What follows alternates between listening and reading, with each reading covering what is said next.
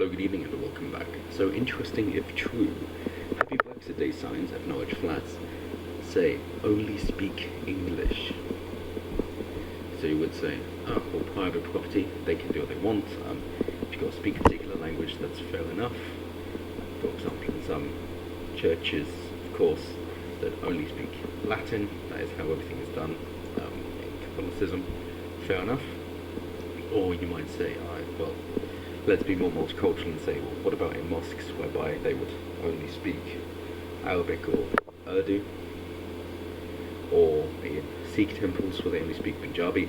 Something like that. Okay, fair enough. So in this block of flats, only speak English. But they are council flats. So now it's state sanctioned. Can they say what language can or can't be spoken? If it's going into private property, then I'd say yes. Otherwise, it's a tough one. But they have had a poster put about on every fire door, on every floor of all 15 floors of Winchester Towers in Norwich, and it reads as follows: Happy Brexit Day. As we finally have our great country back, we feel there is one rule that needs to be made clear to Winchester Tower residents. We do not tolerate people speaking other languages than English in the flats. We are now our own country again, and the Queen's English is the spoken tongue here. If you do want to speak whatever is the mother tongue of the country you came from, then we suggest you return to that place and return your flat to the council so they can let British people live here and we can return to what was normality before you infected this once great island. It's a simple choice: obey the rules of your team or leave. You won't have long till the government will implement rules that will put Britain first, so best of all for leave. God save the Queen, her government, and all true patriots. I'd be surprised if this is real, not a hoax. The person responsible hasn't come forward, which I might say is reasonable, given the content of it. However, the final parting sentence saying God save the Queen, her government, and all true patriots would suggest that they were actually had the strength of their convictions. The other nice thing to point out is that it is about speaking English, not about where you're from. They don't care. They're basically saying integrate or leave. If you don't wish to assimilate and be part of Britain, then we don't want you here either. If you don't want to be a part of us, we don't want you to be a part of us. We wish to agree on that, put simply.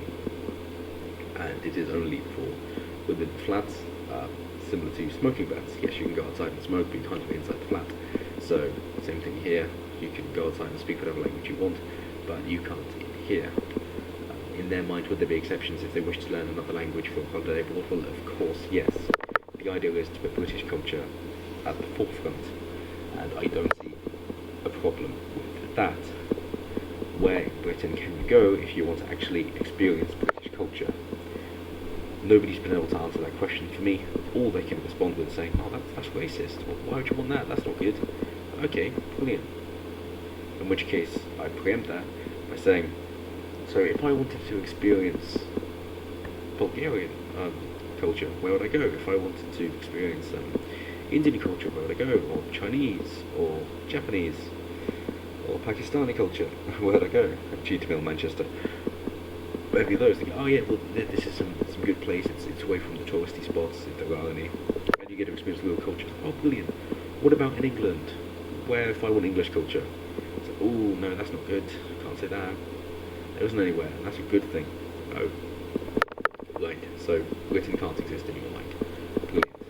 I suppose then you're happy that 1 in 7 people in England aren't from England, and 1 in 3 newborns have at least one parent who is also a foreign national. So, as any sane person would do when they see such an innocuous statement as this, they report to the police and the press. Because why wouldn't you? Can't you go, oh, okay, this is the policy, fair enough. Like, no, we've got to get the police involved now. So, well, as long as you can understand English, then there isn't a problem. And surely you must be able to understand English, given that you're living there. Or you're saying there's another way around it. So, a resident of Winchester Town, Norwich, first spotted them at 6 AM GMT on Friday, as first reported in the Eastern Daily Press. The man, who doesn't want to be named, reported signs which he said were on every floor to the police. He said it's heartbreaking that someone could think like this. Actually, I think for you, it's a heartbreaking majority of people who do actually think like this, and I think that's only going to get greater. I think the Overton window is shifting slowly further to the right, but at the moment there is of course a big empty space for an actual social conservative party to form up, and I think that unless you play your cards right and get Brexit done very well, that is exactly what's going to happen. People won't be okay pussyfooting about and allowing Muslims to rape their daughters. At a certain point, people say that's enough. And as I've said before, and I will say again, Britons are slow to anger but impossible to stop once you've riled them. We are not spiteful, but we put an end to the nonsense and the attacks once we think it is time. And it's very nearly time. So the resident said he discovered the first sign as he was heading out to the block, and blocks was treated on Friday morning and returned to his own floor, where he spotted the second notice. He alerted the caretaker, who read the signs, and the local councillor. The caretaker told him the notice was stuck on the fire doors of all 15 floors of the Norwich City Council block of flats for tenants who are over the age of 55. County Councillor Emma Corlett advised the resident to report the notices as a hate crime, and she also contacted her neighbourhood police team. Is it a crime? The person said. Speak English? No, it isn't. So is it a hate incident? Then you could say that, because that's all down to interpretation. It doesn't matter what the person did at all. All that matters is how somebody, even unrelated, interpreted it. The example I've used many times is that there were two people stuck in traffic. Light went green. The one behind used the horn to alert the person in front to move because the light was green.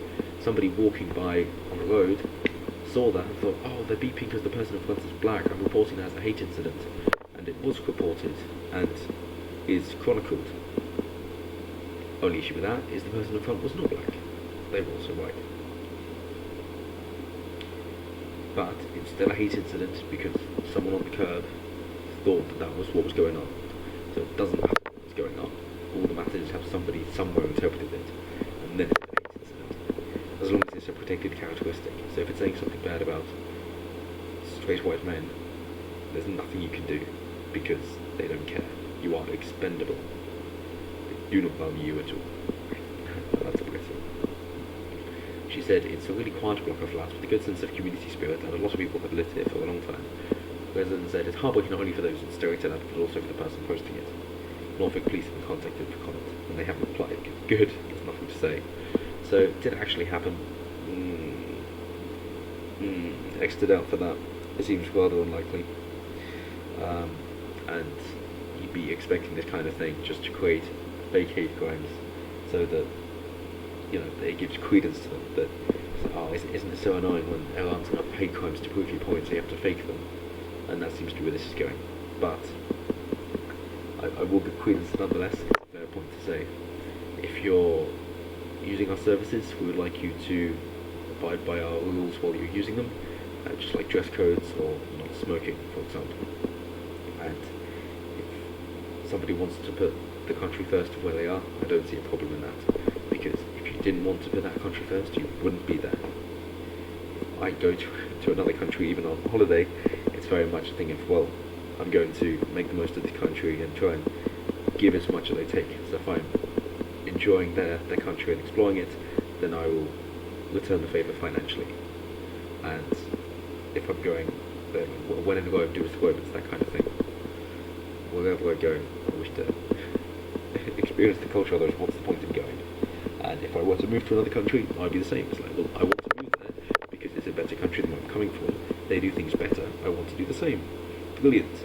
It's not a thing of, oh, I'm just going to be parasitic on them, not even learn the language, and then just grab everything that I can without contributing at all. But, as always, let me know what you guys think down below. Do you think this is a real story? Do you think this is actually something that someone posted with ill intent, considering that they seem to believe that the Conservative government is going to put Britain first? Or do you think it's just another fake hate crime that we all love reporting on? Let me know down below, and until next time, have a good one.